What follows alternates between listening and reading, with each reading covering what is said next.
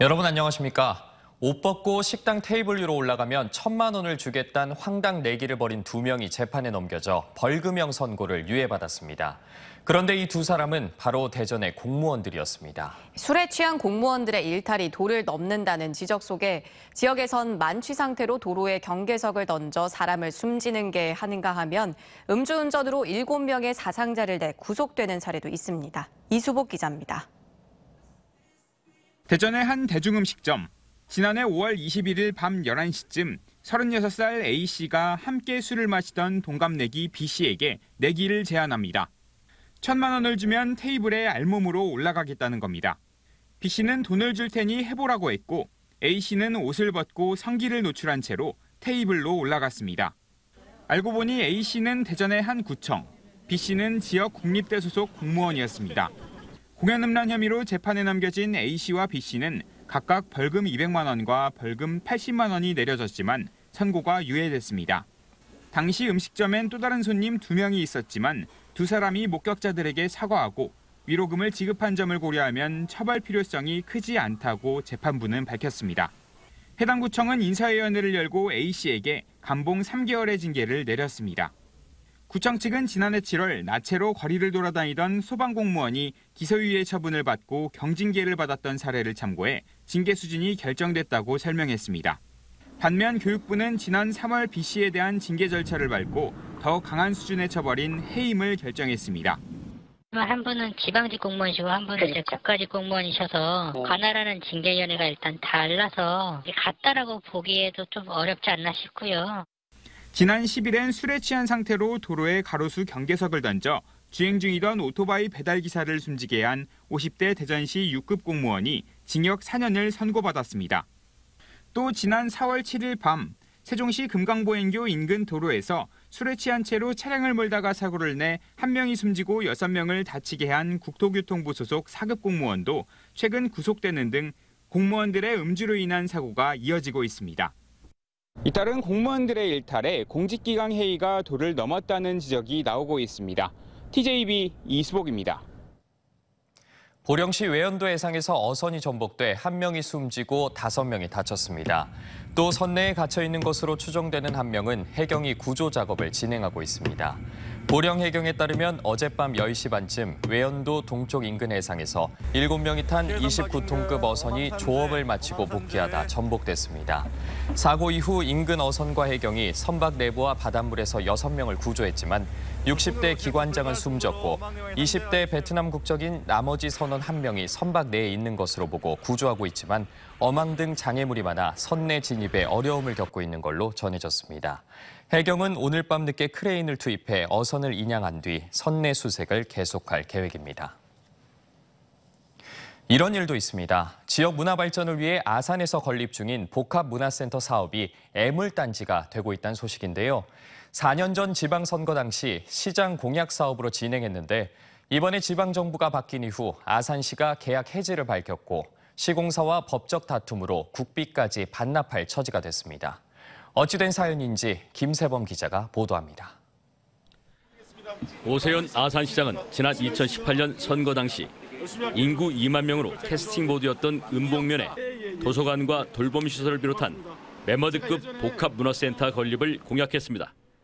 기초자치단체로는 큰 금액인 146억 원을 마련해 지난 2020년 11월 착공에 들어갔고 올 4월 말을 개관일로 잡았지만 준공일자가 지나도록 건물은 절반도 짓지 못했습니다.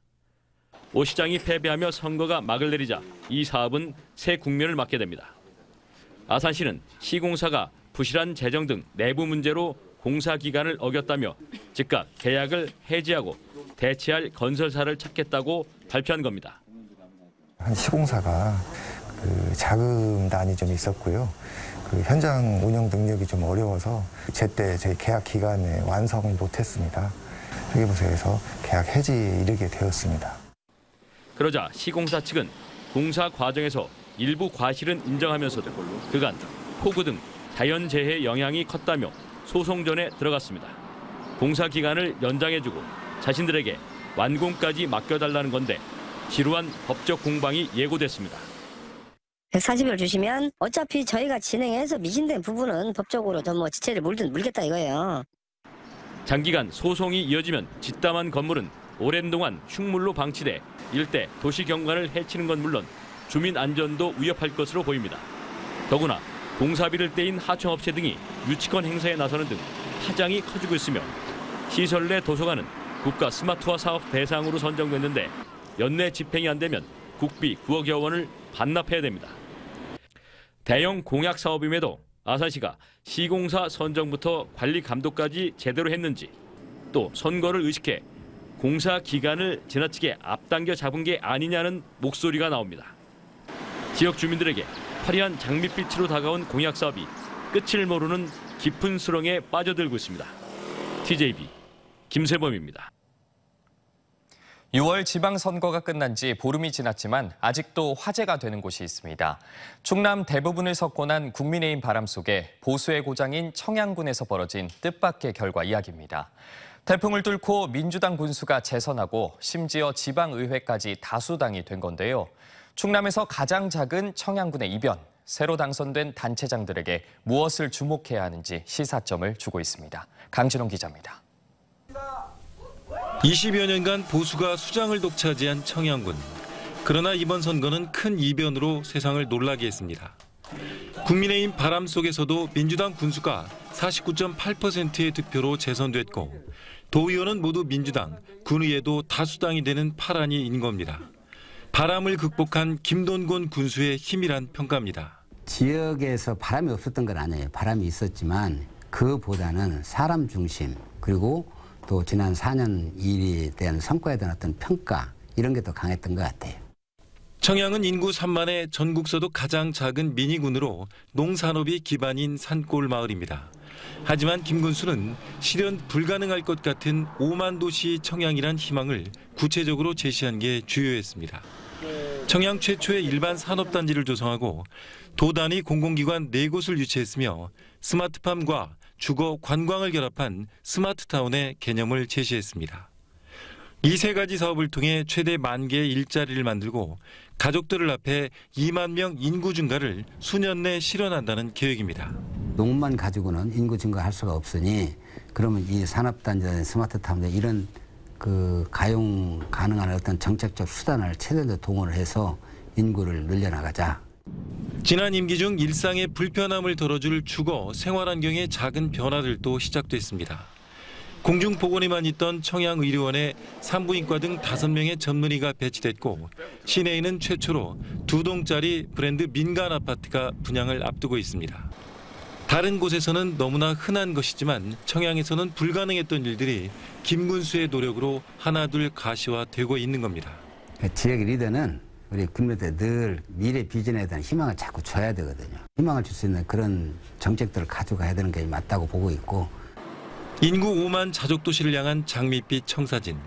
유권자들이 바람 대신 선택한 희망의 목표가 현실로 이루어질지 주목됩니다. TJB 강진원입니다. 민선 8기 대전시장 당선인 인수위원회는 온통대전 캐시백 지원 중단 우려와 관련해 조속히 대책을 마련하겠다고 밝혔습니다. 이현 인수위원장은 집행부가 전년도 캐시백 지원 상황을 면밀히 살핀 뒤 예산을 충분히 확보하지 못한 결과로 특히 선거를 앞두고 15%까지 캐시백을 늘린 결과라며 이장우 당선인에게 긴급 현안 사안으로 보고해 온통대전을 중단 없이 이용할 수 있도록 대책을 강구하겠다고 밝혔습니다. 대전시는 당초 캐시백 예산으로 1,400억 원을 편성하고 나머지 기간 캐시백은 9월 추경을 통해 확보할 계획이었지만 온통대전 사용액이 크게 늘면서 다음 달 말이면 예산이 모두 소진된다고 밝힌 바 있습니다. 승자의 관점에서 기록된 사비 부여에 대한 백제시대 역사적 사실이 새롭게 서술되고 있습니다. 40여 명의 교수 등 백제 전문가들이 의자왕과 삼천궁녀로 상징된 패망의 역사를 뛰어넘는 새 역사서를 선보였습니다. 김진석 기자입니다. 백제의 마지막 왕인 의자왕이 묻혔다는 중국 낙양시 북망산의 흙을 담아와 부여 능산리 고분군에 세운 가묘입니다. 삼천궁녀와 함께 향락에 빠져 패망군주의 대명사가 된 의자왕에 대해 승리한 신라의 입장에서 만들어진 왜곡된 역사라는 전제로 새로운 평가가 시도되고 있습니다. 의자왕도 최종 책임자의 문제는 있지만 멸망의 원인을 백제 전체 체제 속에서 바라봐야 된다라는 생각을 합니다. 신라의 100여 개성을 점령한 정복군주. 공자의 제자 중 효심이 뛰어났던 증자에 비견되는 해동증자라는 명칭이 의자왕을 재조명하는 근거입니다. 고려 때 세운 천년고찰 고란사벽화에 삼천궁녀의 애달픈 죽음이 생생히 묘사돼 있습니다. 하지만 이 역시 후대에 윤색된 백제 멸망사에 확인되지 않은 사실로 삼천궁녀라는 표현은 백제 역사에 대한 부정적 인식을 심는 원인이 됐다는 겁니다. 사비백제 당시 부여의 인구는 5만 안팎으로 삼천이란 표현은 많다는 의미에 불과했다는 분석입니다. 향락과 유희에 빠졌던 의자왕이었기 때문에 필연적으로 백제가 멸망할 수밖에 없었다라는 이런 부정적인 그런 시선으로 일반인들에게 많이 알려져 있습니다. 부여군은 2년 6개월에 걸친 백제 역사 왜곡을 바로잡기 위한 사비백제사 재정립 사업을 통해 새로운 역사서 3권을 출간했습니다. 부여군은 새로운 역사서적으로 왜곡된 사비부여의 역사를 바로잡는다는 계획입니다. 특히 청소년 교육에 활용하기로 했습니다. 출간 기념회에 집필진 40여 명을 비롯해 주민들이 참석해 왜곡되고 더 씌워진 사비부여의 역사를 바로 알리기로 했습니다. 국사편찬위원회라든가 중고등학교 역사교과서를 만드는 출판사와 함께 신편 사비백제사의 내용을 수록해서 모든 국민들이 백제에 대한 새로운 재인식이 가능할 수 있도록 부여백제의 마지막 중흥기의 새로운 역사를 담고 있는 역사서 출간이 국내 역사학계에 어떤 파장을 줄지 주목됩니다. TJB 김진석입니다. 한국형 발사체 누리호의 2차 발사가 발사대 기립 상태에서 신호 오류가 생기면서 일정이 또다시 미뤄졌죠. 연구진이 오류 원인 점검에 집중하고 있는데 현재로선 발사 예비일로 잡아둔 23일 안에 발사가 가능할지 점치기 어려워 보입니다. 결합 해체가 필요할 경우 가을로 늦어질 가능성도 나오고 있습니다. 김건교 기자입니다.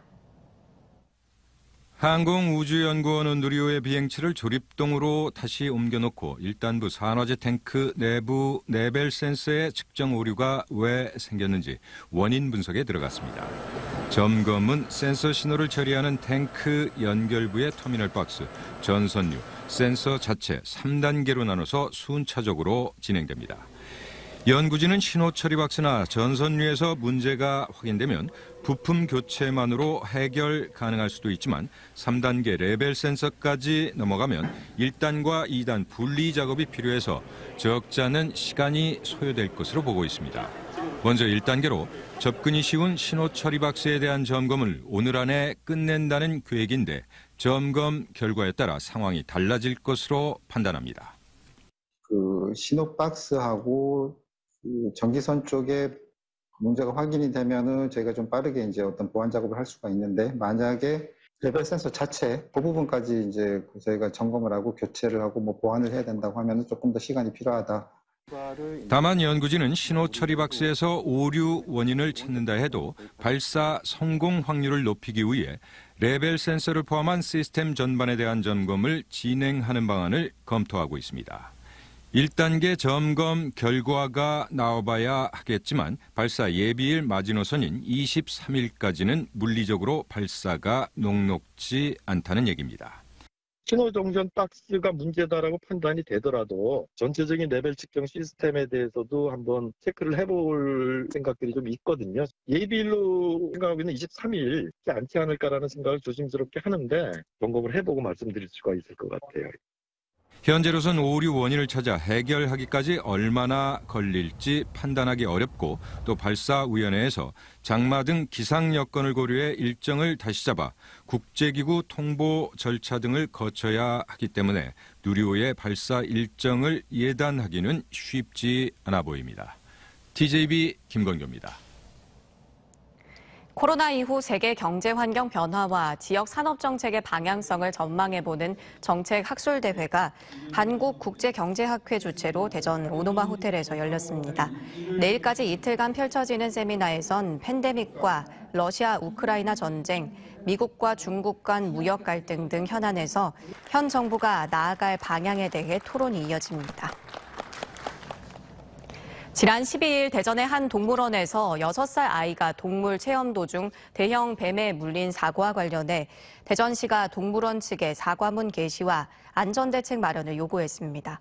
또한 대전시 내 4개 동물원에서 모두 동물 먹이주기 체험 등이 진행되고 있다며 안전수칙 마련을 요구할 계획이라고 밝혔습니다.